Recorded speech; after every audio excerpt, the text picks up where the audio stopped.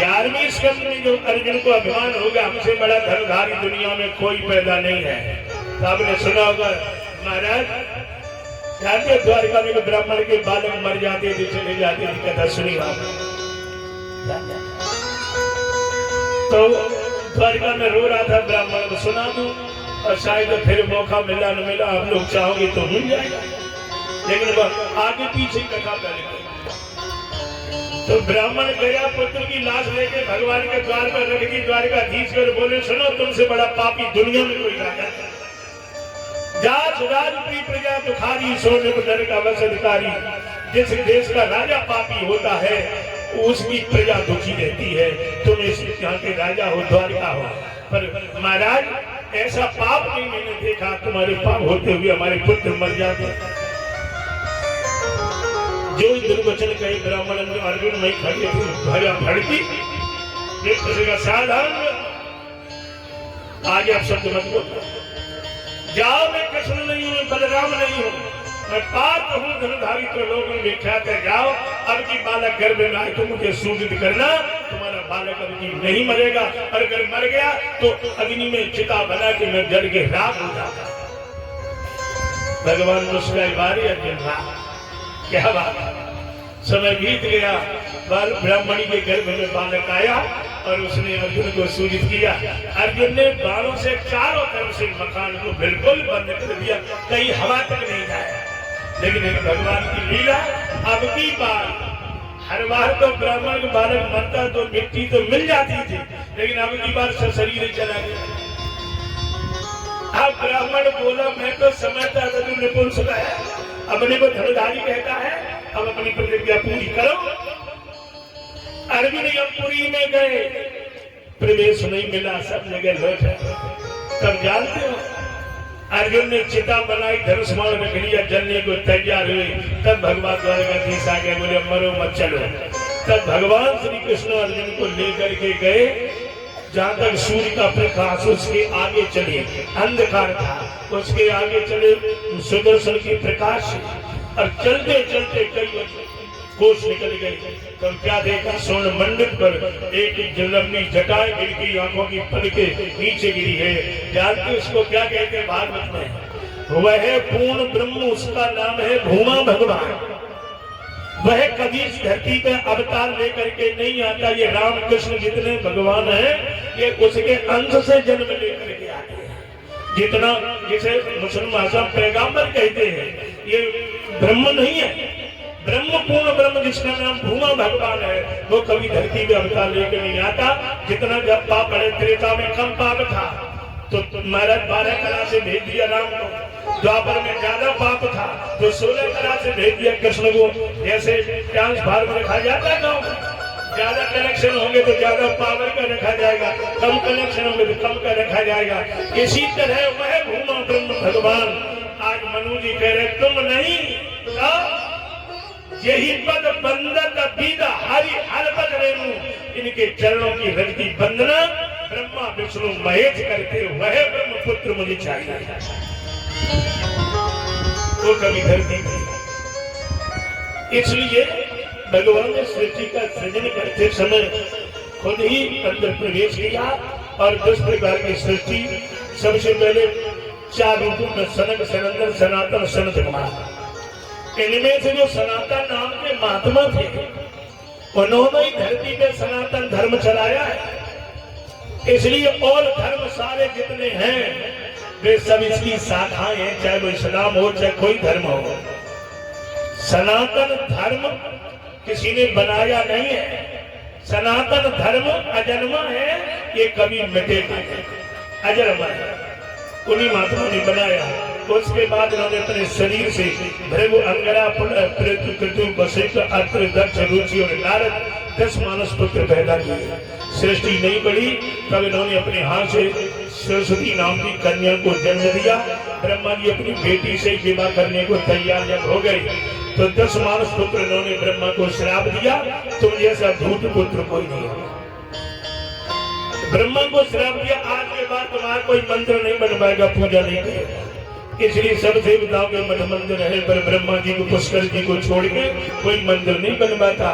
ब्रह्मा जी को शर्म महसूस हुई, अपने शरीर को त्याग दिया, दिशाओं ने ग्रहण किया और शरीर की छाया से ब्रह्मा ने सृष्टि की रचना की। सबसे पहले एक स्त्री एक पुरुष के जोड़े को जन्म दिया। पुरुष का नाम है स्वामिमनु, कन्या का नाम है शतरूपा।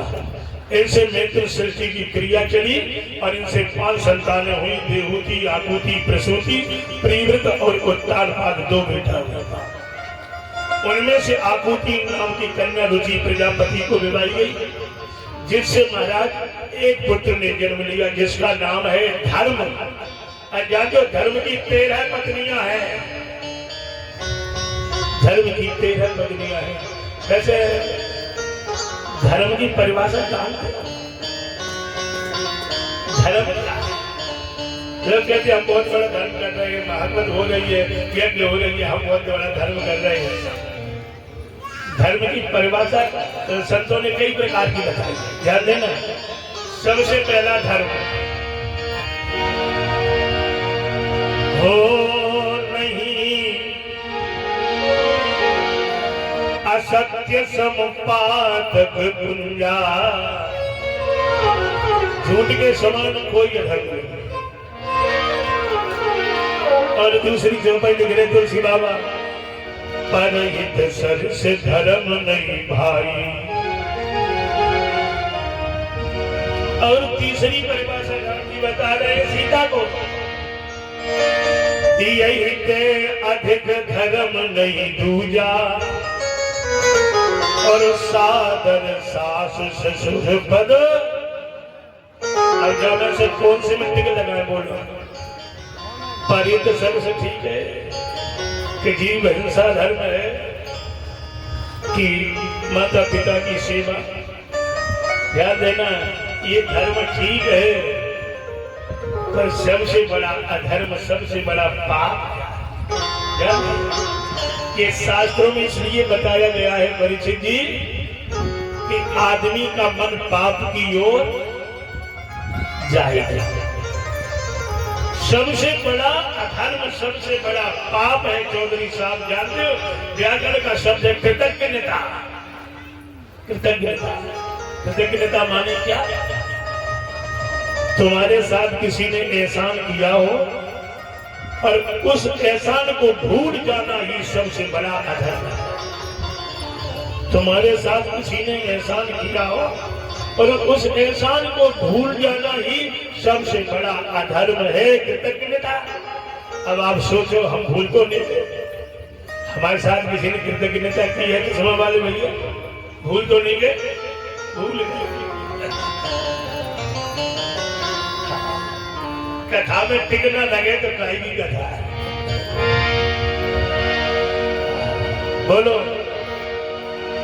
कितनी कृतज्ञता है? तुम किसी से 5,000 रुपए दे दो किसी को और एक साल में तुम्हें मिले नहीं, और 1 साल मिल जाए मैनपुरी के चौराहे में, तो बात बाद में करोगे हाथ पहले चले। 5,000 रुपए लेकर मिला ही नहीं, अरे नहीं देता तो ब्याज तो दे देगा, ब्याज भी दे तो मिल तो जाता, मिला ही नहीं, तो 5,000 पर नाराज हो गए। और कृतज्ञता कभी देखिए इस परमात्मा की, कितना कृतज्ञ है वो, कितना महाराज दयालु है। 1, 2, 4 हजार की बात नहीं है। कोई कह दे 1 लाख रुपए पकड़ो, एक आंख खोल लेंगे, वो है तैयार। 2 लाख ले ले, पैर काटने है कोई तैयार।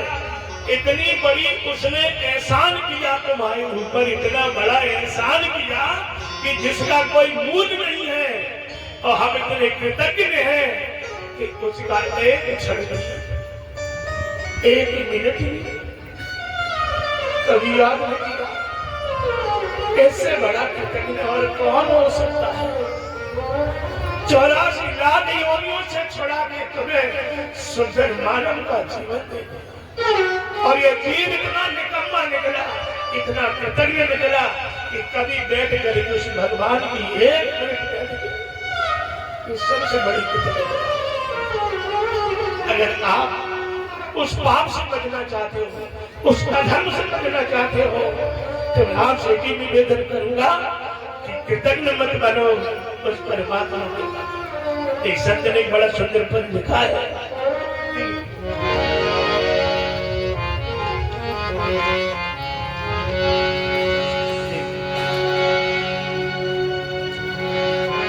कि तूने मेरे दाता।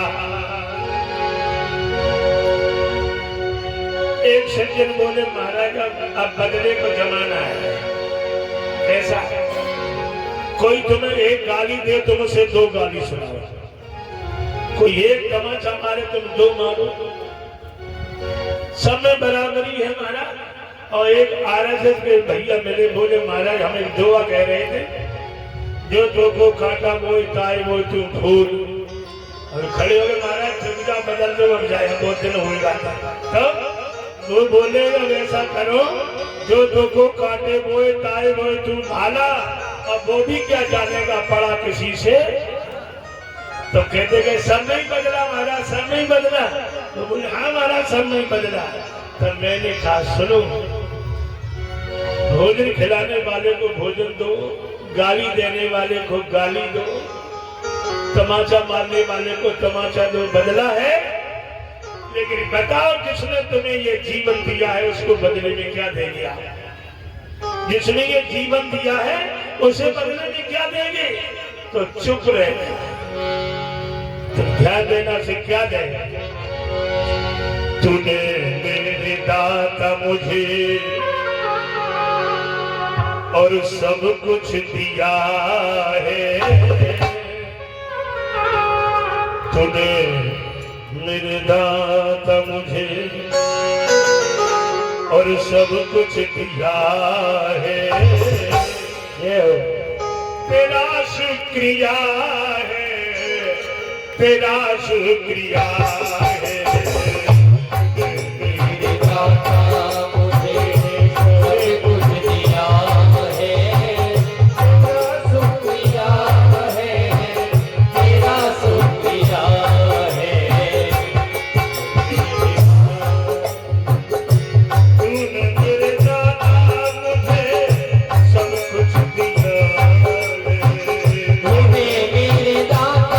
मुझे सब कुछ दिया है।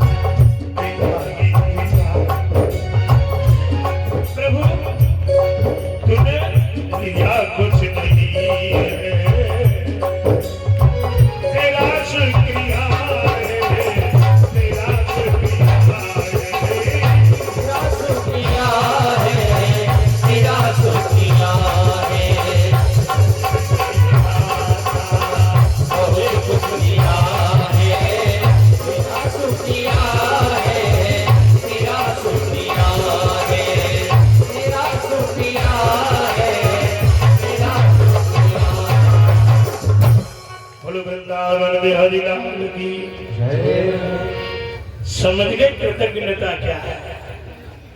दूसरे के एहसान को भूल जाने से बड़ा दुनिया में कोई अधर्म कोई पाप नहीं। प्रेमियों, धर्म की 13 पत्नी है, उनमें से सबसे पहली धर्म की पत्नी का नाम है श्रद्धा, दूसरी विश्वास, तीसरी तुष्टा पुष्टा। ऐसी धर्म की 13 पत्नियां हैं, लेकिन पहली पत्नी अगर नहीं है तो 12 का कोई मूल्य नहीं। धर्म की पत्नी, जैसे मैं मिश्रा जी भागवत करवा रहे हैं और कोई पूछे कहा महाराज भागवत कैसे करवाए, और ये कहने लगे हम नहीं करवा रहे थे, फांस दिया गया, हम नहीं करवा रहे, फांस दिया गया। तो सब प्रकार मामला धर्म की पत्नी है श्रद्धा। धर्म करने में अगर श्रद्धा नहीं है तो याद रखना भगवान पर विश्वास टिकना मुश्किल है। इसलिए धर्म की पहली पत्नी श्रद्धा, फिर विश्वास, फिर मैत्री, फिर दुष्टा मन मजबूत। ऐसी धर्म की 13 पत्नी में पहली पत्नी होना। एक कोई विदेश की महिला थी, बड़ी सजी बजी, कहीं जार बाहर जाना था, सामान था ज्यादा, सुनो होते नहीं स्टेशन पे चढ़ाने वाले, ध्यान देना कुली सुबह बेन जी बोली हमारी ट्रेन आने वाली है, हमें चढ़वा दोगे क्या? बोले हमारा तो काम ही है। थोड़ा सामान था ज्यादा, कुली ने सूटकेस रखा सिर पर, एक बैग जाने का, एक बैग जाने का, और गाड़ी आई रुकती थी 2 मिनट, तो महाराज थोड़ी देर तो भीड़ थी, ज्यादा चढ़ न पाए, तो कुली ने क्या किया, गाड़ी धीरे धीरे रेंगने लगी, तो दोनों तड़का पकड़ लिए खिड़की के, और जो अंदर थे तो बोले अगर ये नहीं चढ़ पाएगा तो मर जाएगा करके, तो दोनों लोगों ने, अंदर के लोगों ने उसके दोनों हाथ पकड़ के भीतर खींच लिया, चढ़ाई बोले। तो बोला मानव, कहने लगा कुली चढ़ तो आए लेकिन हमें कौन जाना है, जिसको जाना था वो तो नीचे स्टेशन पर रहेगा, तो महाराज तुम क्यों चढ़ाए? बोले हम चढ़ इसलिए आए, तुम लोग बोले सावा चढ़ जाओ, सावा चढ़ जाओ, सावा चढ़ जाओ, तो हम चढ़ जाए, हमने जाना है। इसलिए कभी कभी शाबाश में भी काम बिगड़ जाता है, कर जाए। तो धर्म के काम में श्रद्धा का होना बहुत जरूरी है, इसलिए लिखा है भवानी शंकर बंदे श्रद्धा विश्वास रूपणु। अगर श्रद्धा है तो विश्वास साथ नहीं आएगा। मैया पार्वती श्रद्धा है, भगवान विश्वास है, जहाँ दोनों होते वही धर्म का काम सफल होता है, और दोनों से एक नहीं आए तो काम नहीं करेगा। क्योंकि दक्ष की यज्ञ में सती जी पहुंच गई, शंकर जी नहीं गए, तो यज्ञ अधूरा ही रह गया, वही नहीं पाया। इसलिए धर्म के काम में धर्म की तेरह। दूसरी बेटी का नाम है प्रसूति, तो दक्ष प्रजापति के साथ निभाई गई, और एक सुंदर कन्या जिसका नाम है देवहूति, ये महात्मा करदम जी के साथ निभाई गई। ध्यान देना, अब क्या बताएं, कथा तो इतनी प्यारी है कि क्या करदम जी महाराज आज भी हरिद्वार में बिंदु सरोवर जहाँ उन्होंने तपस्या की मौजूद है, और इन्होंने 10,000 तक तपस्या की। और जब भगवान प्रसन्न हो गए, वरदान देने को आए, तो भगवान ने कहा कि मुझे मांगो, तुम्हें क्या चाहिए? तो करदम जी बोले हमें एक हमारे अनुरूप कन्या चाहिए, हमारा विवाह हो जाए।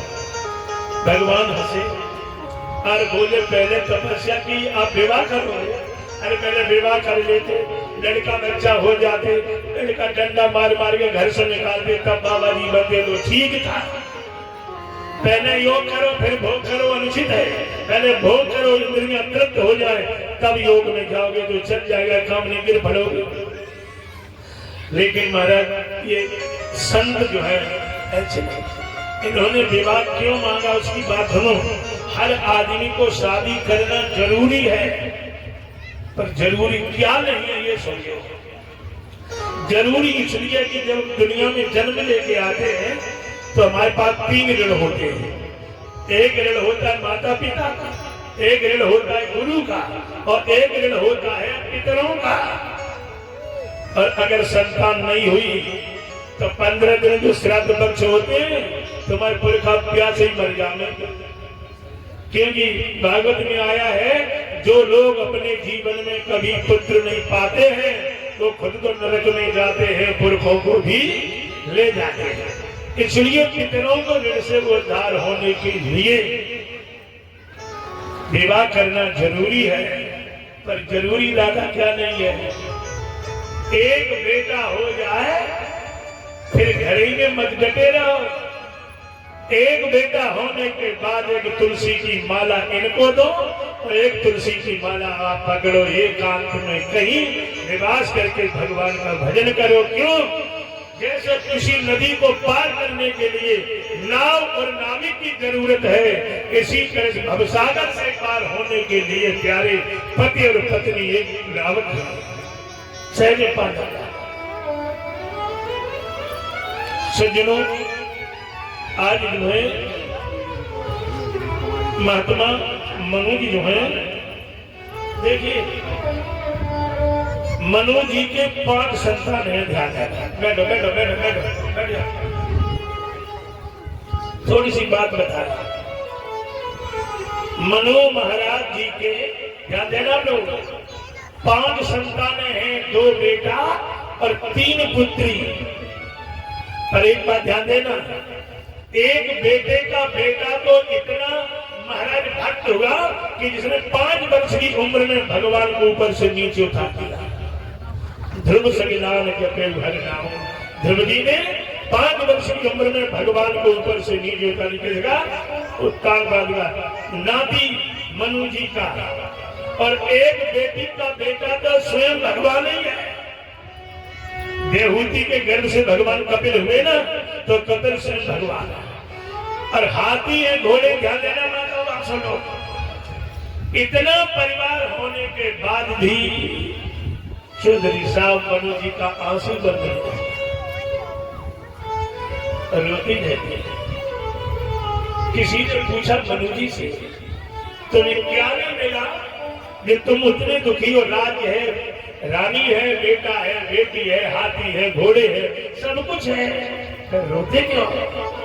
तो मनु जी ने प्यारे बड़ा सुंदर उत्तर दिया। मनु जी बोले, सब कुछ मिल गया जीवन में, लेकिन श्रोता मनु जी कहते हैं जिसके लिए ये जीवन मिला था वो आज दिन तक नहीं मिला, जिसके लिए ये मानव का जीवन मिला था वो परमात्मा आज दिन तक नहीं मिला। मनु जी कहते हैं हाथी मिले, घोड़े मिले, बेटा मिला, बेटी मिली, सब नाती में, और जीवन में अगर प्यारे राम ना मिला तो सब मिला माटी में, फिर कुछ नहीं मिला। जीवन में अगर राम ना मिला तो सब मिला। किसी ने पंक्तियां लिखी है, जिंदगी में जिंदगी को मुस्कुराना चाहिए, जिंदगी में जिंदगी को मुस्कुराना चाहिए, जिंदगी में जिंदगी का राज मिलना चाहिए, जिंदगी में जिंदगी की शर्त अगर पूरी ना हो तो इस जिंदगी को जिंदगी से रूठ जाना। बोलो गोविंद भगवान की जय। तो ध्यान देना, मनु जी महाराज अपनी देवती कन्या को लेकर के गए करदम जी के पास। अब ध्यान देना,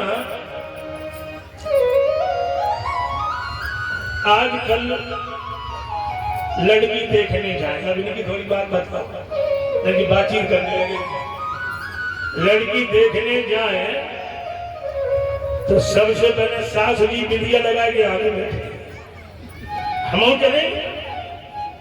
अब एक गाड़ी भर के लड़की देखने जाते हैं, एक जगह एक लड़का गए, पिताजी गए लड़की देखने के, तो लड़की के पिता से लड़का के पिता ने पूछा तुम्हारी बेटी क्या करती है?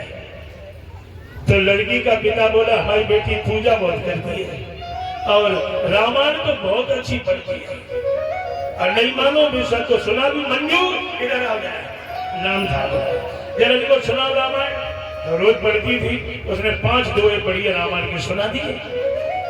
और लड़की का पिता बोला, लड़का का पिता सुन ली रामायण? हाँ। तो तुम ये मत समझ रहे कि हमें मंजू रामायण ही पढ़ लेती, तब हमारी मंजू महाभारत भी बहुत अच्छा करती है, और रामायण पढ़ेगी हमारे घरे, और महाभारत करेगी तुम्हारे घर में जब विवाह हो जाए, महाभारत आपके घर। तो लड़की देखने जाए, पूछ दिया जाए तुम क्या देख के आए? अरे देख के आई सास जी को लगे, 1 महीना बाद शादी हो गया, फिर पूछो बहू ठीक है? ठीक है। क्या हो गया? अरे क्या बताए महाराज, जो है लड़की देखने गए थे, बहू का मुंह बहुत था लड़की का, अब मुंह तो देखने गई थी। ध्यान देना, वन में रहने वाला वनवासी कितना विद्वान है, बुद्धिमान है, उसने देखा कि लड़की मेरे विवाह के लिए आई है, तो पहले पहचान हो कि मेरे योग्य है या नहीं है। तो क्या किया, मनु महाराज ने, करदम जी ने 3 आसन बनाए थे अपने हाथ से, 3 लाइन से बिछा दिए। एक आसन पे मनु जी, एक पे महारानी शत्रुपा जी, और एक आसन खाली पड़ा है, देवती खड़ी है। देवती से कहा देवी तुम ही स्वीकार करो, तो देवहूति ने उसको प्रणाम किया और जमीन पर बैठ गई। क्यों? देवती ने सोचा अगर ये आसन पर मैं बैठ जाऊं, मेरे पति का बनाई हाथ का है, तो आगे से परिवर्तन कलंकित हो जाएगा। तो प्रणाम किया, ये दशा देख के महाराज करदम जी हृदय गदगद हो गया, कन्या मेरे योग्य है। विवाह किया, और जब चलने लगे तो याद रखना आपसे, इस जीवन में कितना भी दान कर लो आप, कितना भी बड़ा दान कर लो, लेकिन जिसके घर के आंगन में मंडप के नीचे कन्या का दान किया गया तो सारे दान तुम्हारे ठीक हैं, कोई दान नहीं।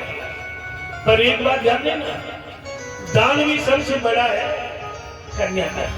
प्रधानी का चुनाव लड़ो तो वोट मांगने जाइए, तो बोर्ड तो बाद में मिलेंगे, सुनो बोर्ड तो मिलेंगे, खरंजा हमारे द्वार में पहले गिरे, नल हमारे द्वार पे लगे तो एक बोर्ड मिलेगा, बड़ी धौस देंगे। लेकिन प्यारे जिस समय पिता अपनी गोदी में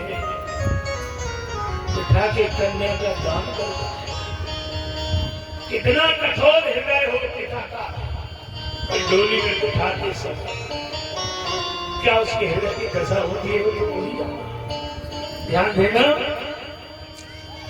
कन्या की बिना महर करके और जब चलने लगे देवहूति गले से लपट गई,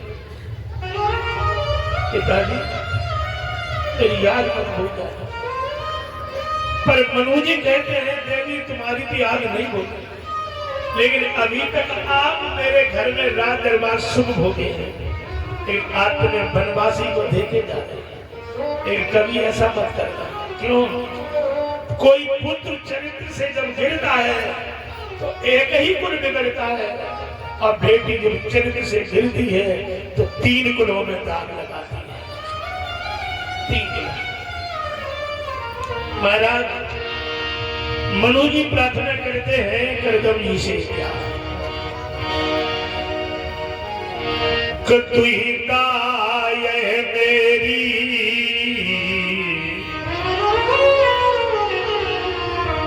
दोहिता माने बेटी, तू ही दाय मेरी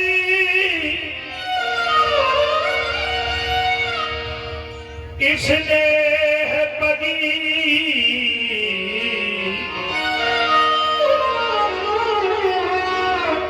अनुराग पयूध में पाली गई, ग्रह कार में भोली अजान रही, सुकुमार तयंत में ढाली गई।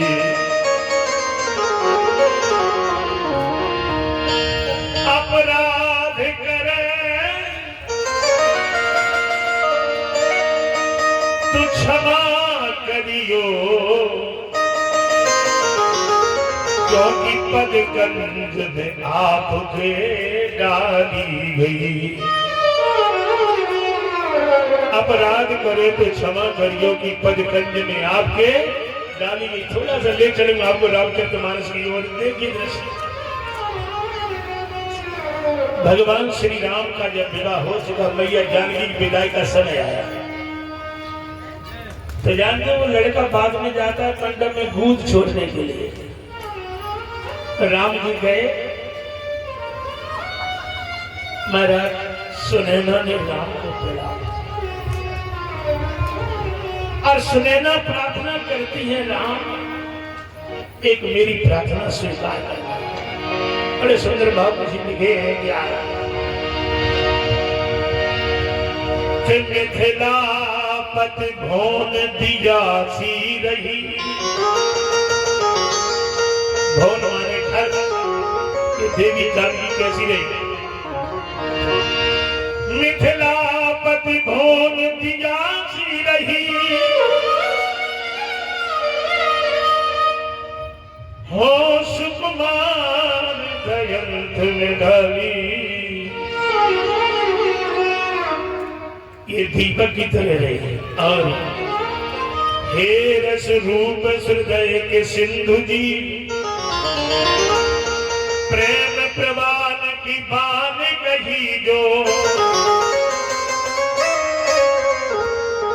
जानकी जानकी जानकी मम जान, जानकी जानकी जानकी मम जान, सुहृदय जान के मान करी जो। एक आवन हो ये जब ही ससुराल,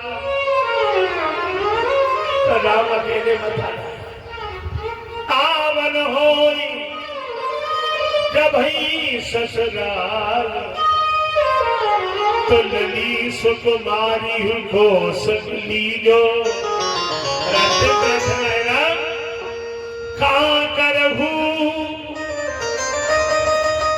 सिय के पग में गढ़ जाए तो हे राम हमें पतिया सुनैना कहती राम मेरी बेटी जानकी के पैर में कंकड़ कर लग जाए तो उसी वक्त हमें पत्र डाल देना। ध्यान देना तो सीता की क्या दशा हो रही है। रावण बाबा लिखते हैं पलंग पीठ तज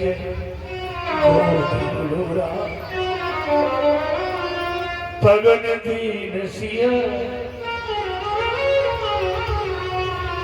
बनबन में मारी मारी कभी नंगे पैर और जब विदाई होने लगी तो आदमी की जो बात छोड़ सीता जी ने तोता पाला था मैना पाली थी वो रो करके कहे रोता तोता कहता है यही रोता तोता कहता है यही हे जनक नंदिनी तुम चली कहाँ बोली मैं ना रहूंगी बोली मैं ना रहूंगी सीता सुकुमारी छोड़ चली तुम कहा। अब पालकी में बैठा के जनक जी 6 कोस निकल गए। राजा दशरथ कहते लौट जा पर जनक जी लौट ही की 6 कोस लोग निकल गए तो पालकी रख दी गई भैया।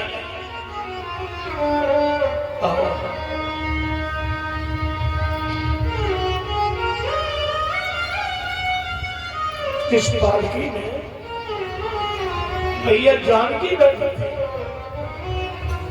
उस पालकी के पास जनक जी गए और जब पर्दा हट गया जानकी जनक जी के गले में लग गई। कोई कविता में लिखा है जो अभी तक ब्रह्म ज्ञानी था अभी तक योगी था उस ब्रह्म ज्ञानी की बेटी की बेदारी में क्या दशा होगा। सिय की सूरत देख विदेह सिय की सूरत देख विदेह मानह अंग विभूरन लागे मंत्री तो सब मौन खड़े और विदेह की सूरत निहारन लागे। क्या हाल है मान हो बिरह की आंसुन सो मान हो प्रेम के आंसुन सो ज्ञान की राख को धोवन लागे छूट गई सब ब्रह्म की गांठ कहे जानकी जनक रोवन। ये होती विदाई बेटी। महारानी देवती को छोड़ करके आए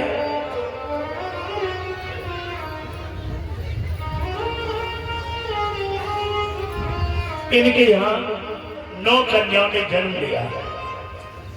10वीं बार इनके यहाँ स्वयं कबीर भगवान आते हैं। देखो नियम एक ये है हर इंसान चाहता कि भगवान हमारे घर में आए। आप लोग चाहते हो आए भगवान हमारे घर?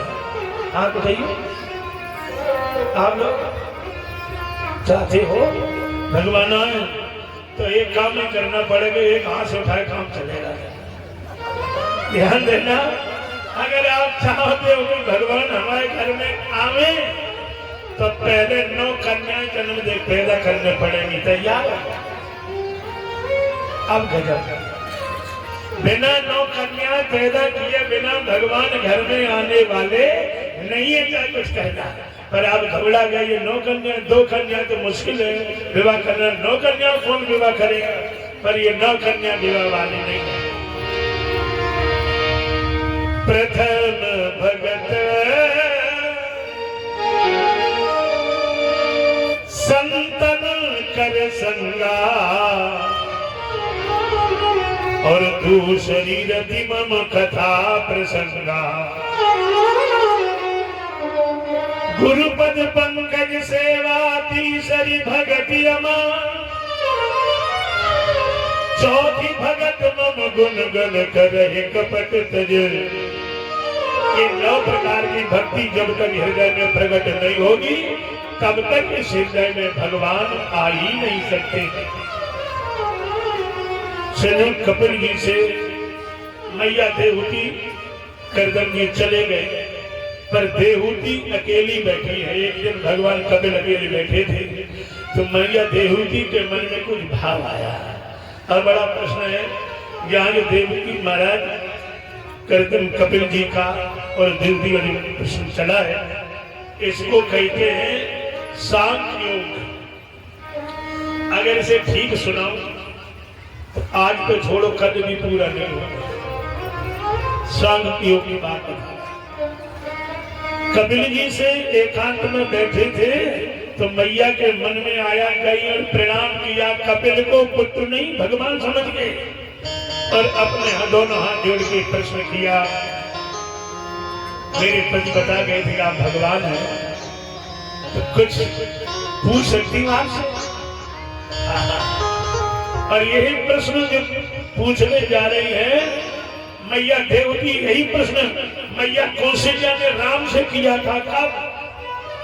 जब जनकपुरी से विवाह करके लौट के आ गए अयोध्या में, राम जी बैठे थे अकेले, कौशल्या गई और प्रणाम करके बोली, राम मैंने सुना है लोग कहते तुम भगवान हो, क्या आप भगवान हैं? राम जी बोले, मैया तुम्हें हम कहां से भगवान लग रहे हैं? ध्यान देना, कन्हैया ने तो कई बार अपने मुंह से कहा कि हम भगवान हैं, लेकिन राम जी ने अपने मुंह से कभी नहीं कहा कि हम भगवान हैं। पर कौशल्या बोली, राम तुमने 10,000 हाथी की ताकत रखने वाली ताड़का को एक बाण में मार डाला। जनक पत्थर की शिला पड़ी थी, चरण से सुंदर नारी बन गई। और जय जनकपुरी में 10,000 राजाओं से धनुष हिला नहीं, तुम्हें छूने से टूट गया। ये मनुष्य का काम नहीं है, ये तो ईश्वर का ही काम है। अब सच बताओ, ईश्वर हो? तो राम जी के मुंह से निकल गया, मैया अगर मैं ईश्वर हूं तो कोई दिक्कत है आपको? नहीं, राम दिक्कत कुछ नहीं, अगर आप भगवान हैं तो हम जीव हैं। आज तुम्हारी मां नहीं, आज ये कौन तुमसे कुछ मांगना चाहती है, क्या राम दे दोगे आप? राम जी बोले, कैसी बातें कर रही हो, तुम जो चाहो वो राम देने को तैयार है। तो कौशल्या ने क्या कहा? कौशल्या बोली, ये बताओ राम, ये विश्व की रचना किसने की है? बोले, ये विश्व की रचना तो ब्रह्मा जी करते हैं। तो ब्रह्मा जी को किसने बनाया? भगवान बोले, तो मैं नहीं बनाया, ब्रह्मा को तुमने बनाया। ब्रह्मा ने सृष्टि बनाई, तो ब्रह्मा ने ये अवध देश भी बनाया होगा। हाँ हाँ, ब्रह्मा जी ने ये अयोध्या बनाई है। तो राम, जिस ब्रह्मा ने अयोध्या बनाई है उसी ब्रह्मा से हमें थोड़ी सिफारिश कर दो। जिस ब्रह्मा ने अवध बनाया अयोध्या, उस ब्रह्मा से थोड़ी सिफारिश कर दूं। राम बोले, क्या कर दूं? तो मैया कौशल्या बोली, राम विश्वामित्र जी तुम्हें लेवा के चले गए, हम अयोध्या में थे, तो ब्रह्मा से सिफारिश ये कर दो, जे दिन गए। क्या सोच है कौशल्या? जे दिन गए,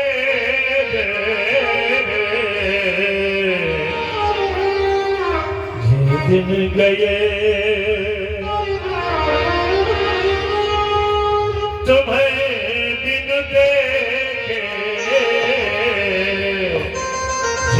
देने